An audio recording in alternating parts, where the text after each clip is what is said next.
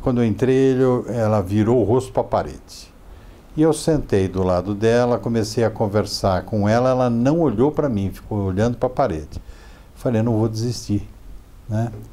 Voltei uma semana depois, ela já olhou um pouquinho para mim, e daí eu fui voltando, ela começou a conversar comigo e chegou a festa de Natal do Hospital Emílio Ribas.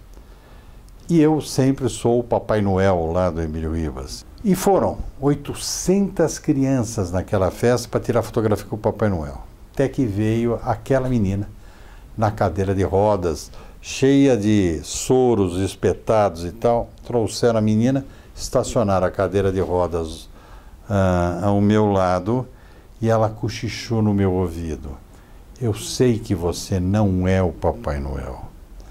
Eu sei que Papai Noel não existe.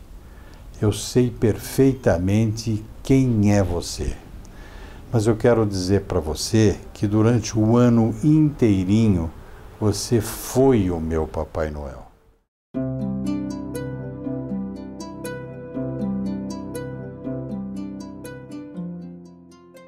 Em 97, eu fui procurado por um diretor da TV Globo, que hoje já não trabalha mais na TV Globo, ele e duas secretárias. E ele me falou o seguinte, quer dizer que é você que é o juiz que trabalha em animação dos adultos com AIDS? Falei, sou um dos, né? Pois é, então o que você acha da gente começar a trabalhar com crianças com AIDS? No mesmo hospital onde você trabalha, no Emílio Ribas.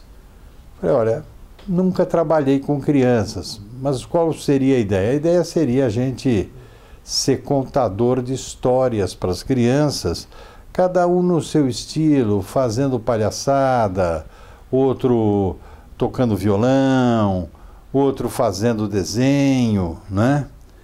Falei, puxa, será que vai dar certo isso? E fui ter uma primeira experiência numa das enfermarias do Hospital Emílio Ribas. Eu entrei e tinha 15 meninos e meninas. Numa enfermaria, estavam todos brincando. E eu falei, agora o tio vai contar a história para vocês. E abri um livro, eu me lembro que livro era a história do Peter Pan. E com uma voz de desembargador lendo o voto em sessão de julgamento, eu comecei a ler a história do Peter Pan. Era uma vez, estava aquela coisa chata, eu falei, isso está muito chato. Quando eu cheguei no meio da história, aqueles 15 meninos já não eram mais 15, já tinha só uns 7 ou 8, os outros tinham dado no pé. Falei, bom, agora eu comecei, vou terminar e encerro a minha atividade de contador de histórias. Porque isso não dá certo. Até eu estou com sono. E terminei de contar a história. Quando eu terminei de contar a história, só tinha um menino que tinha dormido. Estava um menino dormindo. Falei, bom, não deu certo. Fechei o livro. Falei, vou dar no pé. E quando eu estava saindo da enfermaria, eu enganchei o meu pé numa mesa que tinha um monte de bacias em cima. A mesa tombou, as bacias todas se espalharam pela enfermaria, fez um bruta de um barulho. Eu pisei numa das bacias, escorreguei e caí com as pernas para cima. E aquilo provocou uma grande gargalhada entre as crianças que estavam na enfermaria. Daí me caiu uma ficha, eu falei, estar com crianças, divertir crianças, é uma coisa tão fácil quanto um tombo, né? A gente precisa tomar tombos na vida para aprender uma montanha de coisas. E a partir daquele momento eu comecei a inventar histórias, comecei a criar uma montanha de personagens e me tornando o mais natural possível, mesmo sem nenhum treinamento. Mas esse treinamento faz uma falta doida.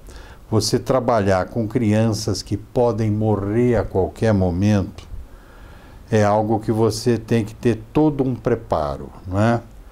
E nós não tínhamos esse preparo. E logo em seguida a esse episódio,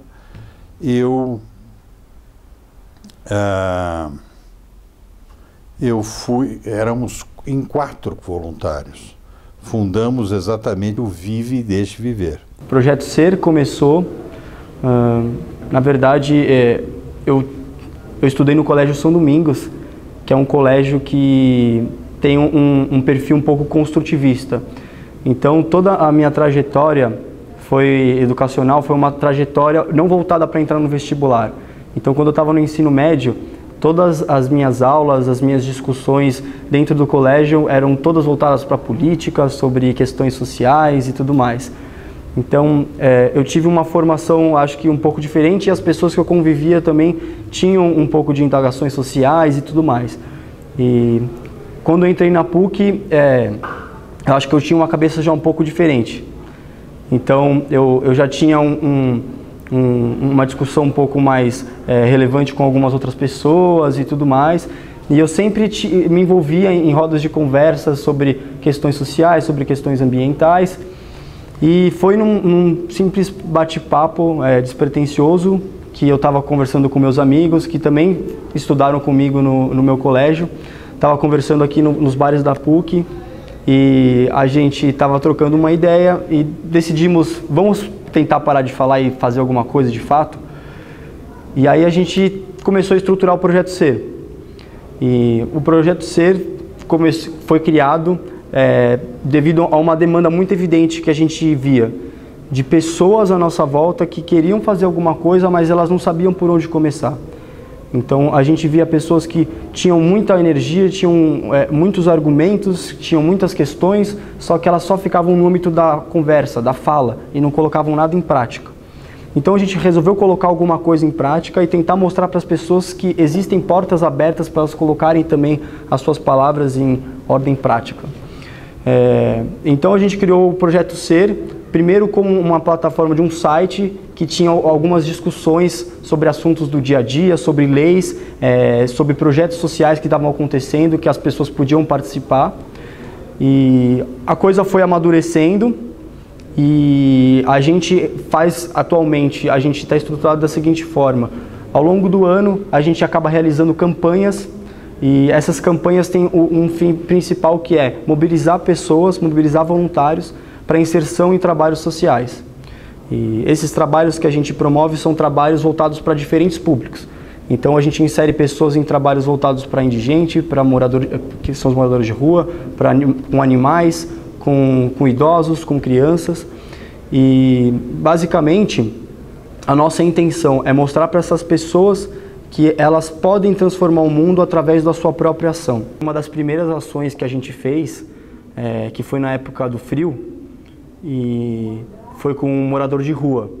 Então era uma das primeiras campanhas que a gente estava fazendo, então eram bem simples. A gente recolhia roupas, o pessoal doava roupa para a gente, roupa usada, e a gente formava kits e a gente ia na rua doar essas roupas que a gente tinha adquirido. E a gente tinha um certo receio, foi a primeira ação que a gente fez com o morador de rua. A gente tinha um certo receio de como seria essa interação com eles. E teve uma situação que me chamou muita atenção, né? Todos estavam recebendo bem, a gente teve uma boa recepção dos moradores de rua, entregando as roupas e tudo mais. E aí teve uma senhora que se chama Maria, que eu fui entregar uma muda de roupa para ela, e ela estava me olhando assim, ficou olhando nos meus olhos, ela começou a chorar com a roupa que eu estava dando. Era uma muda de roupa usada. Estava entregando essa muda de roupa usada para ela, e ela toda emocionada assim, olhou nos meus olhos, e eu lembro que ela fazia assim com o dedo assim, apontando para minha cara, falou assim: olha, você está ajudando a pessoa certa, eu vou sair daqui da rua ainda. Mexe muito assim, sabe, com a gente. Uma pessoa com uma simples inspiração de uma muda de roupa, ela já enxerga muitas possibilidades. Quando eu comecei a contar a história, eu achei que eu tinha que ter um apelido, né? E achei simpático o nome Totó, né? E coloquei o nome Totó, né? Fiquei com o nome Totó, era o apelido do meu avô, e eu fiquei com o nome Totó, que eu achei que era um bom nome para você fazer palhaçada, o palhaço Totó e tal. Fiquei Totó. O projeto, antes ele tinha um viés mais informativo, digamos assim. Então a gente tentava mostrar para as pessoas que tinham coisas acontecendo e que elas podiam se envolver. Então a gente trazia muitas notícias, a gente trazia muitas oportunidades de projetos que estavam acontecendo e que precisavam de gente para ajudar. E a gente até ia nos projetos para ver como que era e tudo mais. Então a gente tinha um viés mais informativo e depois a gente acabou evoluindo para um viés mais prático. Então, hoje em dia, o que a gente faz? A gente realmente mobiliza pessoas para participar de trabalho voluntário. Então, a gente tem um grupo no Facebook, que a gente traz as pessoas para esse grupo no Facebook e lá a gente posta as próximas ações que a gente vai ter, qual a quantidade de voluntários que a gente precisa, qual o perfil de voluntários que a gente precisa, qual que é a ação que a gente vai realizar, o porquê de realizar isso. Então, a gente vai postando essas oportunidades, as pessoas se manifestam querendo participar. E aí o que a gente faz? A gente não simplesmente pega essas pessoas e leva para o orfanato, para o asilo ou para a instituição que a gente vai fazer a campanha. Primeiro, o que a gente faz? Tendo essas pessoas que se manifestam e a gente tem uma preocupação de não excluir ninguém, então todo mundo que quer participar vai participar. A gente não tem um pré-requisito, o voluntário precisa ter tais condições para conseguir participar, então qualquer um pode participar, qualquer um pode ser voluntário. Eu não posso querer proporcionar ajuda e negar uma ajuda de outra pessoa. Então, tendo esse público que a gente consegue mobilizar para participar de uma campanha, seja com animais, seja com indigentes, seja com idosos, seja com crianças, a gente pega essas pessoas e reúne elas antes. Então, o que a gente faz? Uma espécie de capacitação com eles. Então, a gente explica a importância do trabalho voluntário, a gente explica um pouco do perfil da instituição que eles vão visitar, a gente explica um pouquinho de como que deve ser o comportamento e como que deve ser a quebra de barreira com esse público que a gente vai interagir, porque não é uma coisa tão simples. Para alguém ser voluntário, tem que fazer um curso de 8 meses.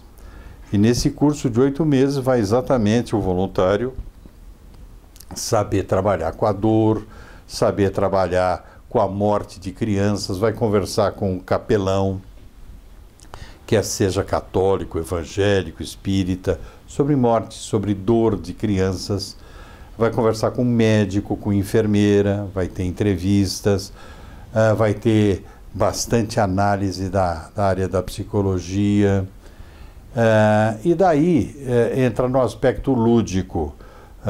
Para quem tem vocação para fazer palhaçada, vai fazer um curso de arte circense, não é isso? Que é mais ou menos o que eu fiz. E eu, desde aquela época, já fui diretor do Vive e Deixe Viver, e hoje eu só quero apenas isso, contar histórias para crianças, sem nenhum cargo administrativo. Serem instituições muito precárias, né? Instituições que precisam necessariamente de doação e precisam de um apoio para elas se manterem. E como que a gente escolhe elas? A gente recebe muita indicação de instituição, e a gente também já fez uma boa pesquisa de instituições que a gente pode beneficiar. Mas o que a gente faz antes? A gente sempre visita a instituição, a gente sempre vai conhecer a instituição antes de fazer alguma ação com ela. Então, fazendo essa visita, tendo a indicação de alguém que já tenha ido, que já faz alguma coisa lá, e ainda visitando, a gente consegue ver e enxergar a viabilidade de realizar alguma coisa legal que tenha a mesma similaridade do que a gente procura numa instituição para fazer uma campanha com o Projeto C. Então, eu acho que passando por esse processo, a gente acaba conhecendo melhor a instituição e a gente preza muito por ter uma coisa mais pessoal, não uma coisa tão profissional assim. Então, não é algo tão empresarial, só corporativo, de que é só um contato muito telefônico e tal. Então a gente conhece mesmo a pessoa do projeto, a gente bate papo com eles, a gente tem um contato, a gente mantém ainda uma ligação com a pessoa, então a gente está sempre sabendo o que está acontecendo no lugar, a gente tem a instituição como um parceiro mesmo, né? Então a gente tem um contato muito próximo e que eu acho que isso faz com que a gente tenha melhores resultados com a interação que a gente faz com as instituições. Nessas idas e vindas, eu tive histórias absolutamente emocionantes. Numa véspera de Natal, dia 24 à tarde, eu fui para o Pavilhão dos Queimados. Porque teve uma época que eu alternava Hospital Emílio Ribas, crianças com AIDS ou com alguma outra doença infecto-contagiosa, com o pessoal do Pavilhão dos Queimados. Escolhi o Pavilhão dos Queimados para aquela véspera de Natal. E quando cheguei lá no Pavilhão dos Queimados, eu percebi que eu tinha ido no dia errado. Por quê? Porque era 24 de dezembro, véspera de Natal, as crianças todas estavam com o pai, com a mãe, né, os queimadinhos. Estavam com o pai, com a mãe, com a avó, com a tia, com a madrinha. Falei, pô, eu tenho que vir num outro dia, que não véspera de Natal, quando todas as visitas estão presentes aqui. E quando eu já ia me retirar, eu vi num canto um ser que eu não sabia identificar se era menino ou menina, parado, sentado numa cadeirinha, parado. Eu chamei o médico de plantão e perguntei para ele, quem é? Ele falou, não dá para saber nem se é menino ou menina, de tão queimado que está. Pois bem, é o João. Ele é um adolescente, ele tem 13 anos de idade, teve sempre uma vida desgraçada. Ele foi molestado sexualmente pelo pai, desde a época que ele era um bebê. O pai passou AIDS para ele, e quando ele tinha 9 para 10 anos, o pai matou a mãe a tiro na frente dele. E antes de se matar, também na frente dele, tocou fogo na casa. E se matou. E o menino ficou queimando. Daí um vizinho ouviu os gritos do menino, enfiou o pé na porta, tirou o menino, que estava completamente queimado, como você pode ver como ele está. Então ele fica grande parte do tempo aqui. Como eu já contei, ele não tem pai, não tem mãe, tem uma tia no interior. De vez em quando ele vai para o interior com essa tia, mas vem para cá e passa grande parte do tempo aqui conosco. Nós já estamos aqui na 15ª ou 16ª cirurgia feita nele, mas não adianta, a gente não consegue melhorá-lo. A última cirurgia foi há 15 dias atrás. Ele não tem rosto. Você notou? Não tem rosto. Pois é, mas a gente vai tentando fazer o que a gente pode com ele. Eu falei, é com esse que eu vou ficar essa tarde de véspera de Natal. Sentei do lado dele, brinquei, contei piada, cantei, fiz palhaçada. Ele não se mexeu. E às 6 horas da tarde eu entrei numa crise existencial, falando o que eu estou fazendo aqui, falando para uma porta, para um muro, porque esse menino, coitado, teve uma vida desgraçada, mas ele não interage. Então é a mesma coisa que eu contar piada, brincar com uma porta, com uma cadeira, com uma mesa. Por que eu não estou com os meus filhos? Por que eu não estou com a minha família, né? Véspera de Natal, dá no pé e repensa a tua vida. Quem sabe já não está na hora de você largar todas essas coisas malucas que você faz e cuidar da tua vida. E quando eu estava lavando as minhas mãos para ir embora, eu senti um puxão no meu jaleco. E quando eu olhei, era aquele menino sem rosto que me disse, tio, pode não parecer, mas eu estou sorrindo. E a partir deste momento eu nunca mais pensei em desistir, como naquele dia eu tinha pensado. Então são coisas emocionantes que vão acontecendo na vida da gente, nessa vida de voluntário contador de histórias. Não consegue de fato mudar a vida daquela pessoa fazendo uma doação ou numa convivência de um dia, ou trocando experiências, ou com uma atração cultural. claro que a gente está chegando lá, a gente mexe com a pessoa, ela se sente inspirada com algum conhecimento que a gente está agregando para ela e tudo mais, mas a gente não está transformando drasticamente a vida daquela pessoa, dando uma oportunidade para ela de emprego, ou de inserção no mercado de trabalho, ou dando um curso de capacitação, a gente não está fazendo isso. Então, o que eu falo para as pessoas que, na verdade, é a grande mudança, é a cabeça delas.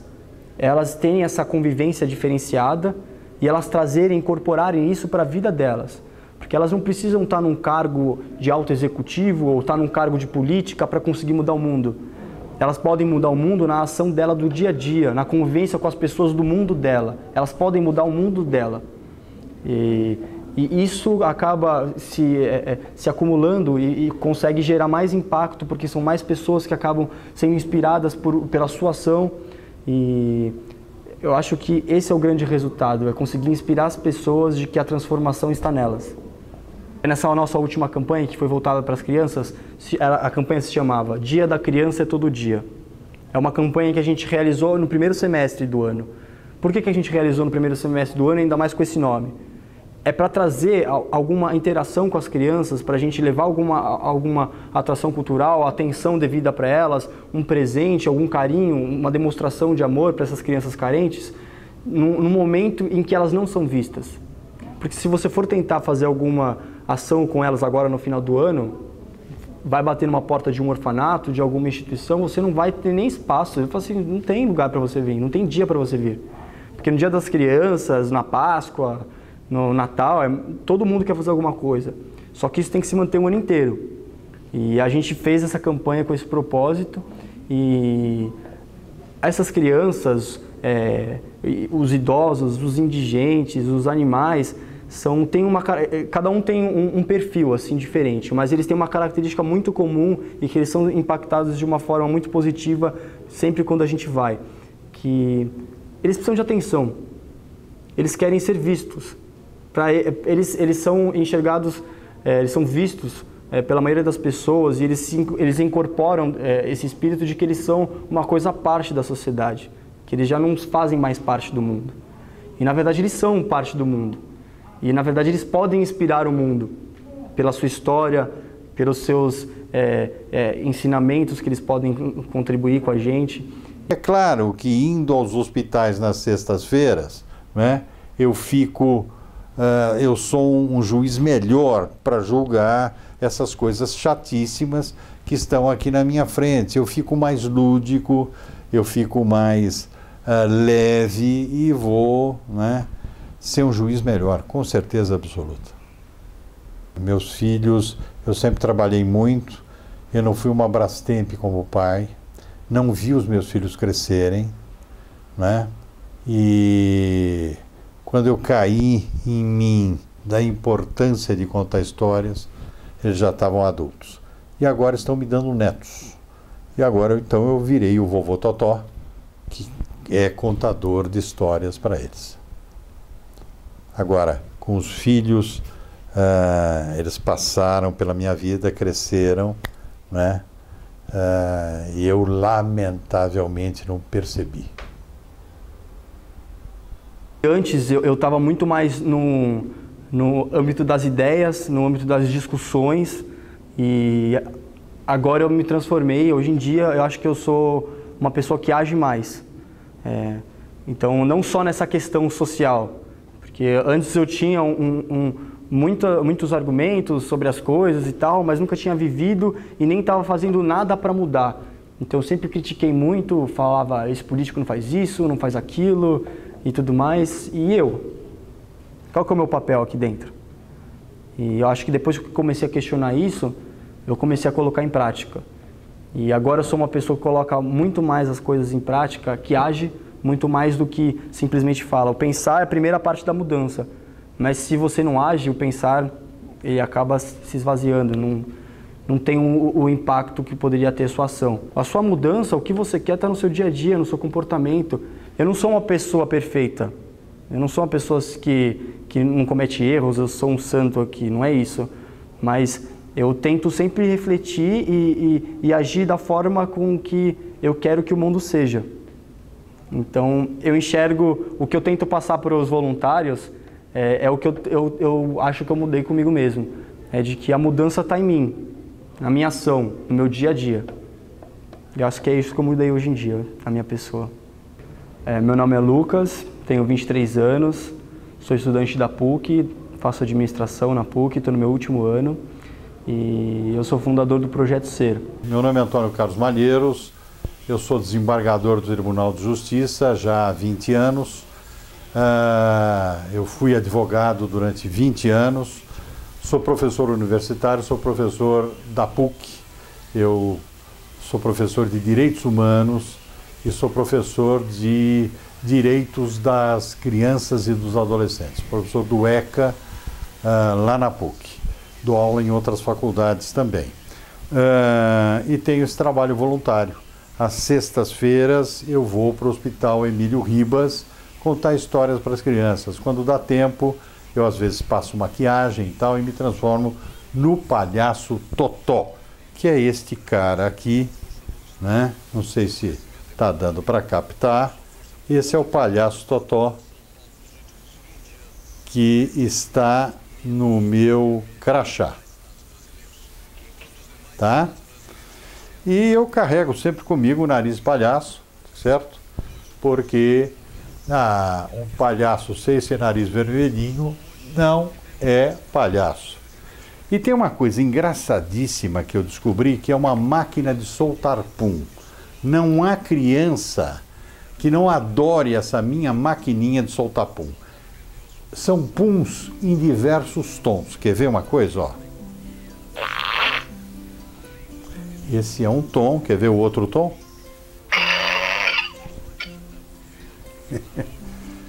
Terceiro tom. Quarto tom. Esse aqui melou a cueca, hein? Quinto. Ah, que loucura. E o sexto?